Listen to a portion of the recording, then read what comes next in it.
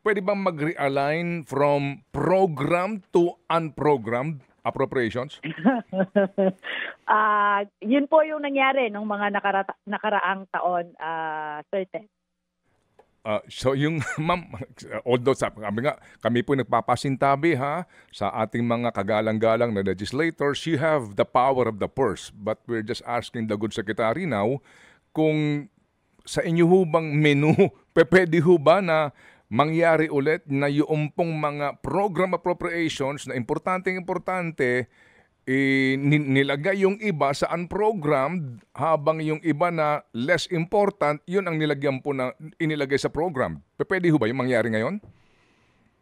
Pwede po mangyari, pwede nilang gawin, pero pinapakiusap po sana natin na wag po natin, sana po wag po mangyari dahil ang unprogrammed appropriations po standby appropriation. Ang ibig sabihin po wala kailangan po ng additional revenues bago po ito ma-release.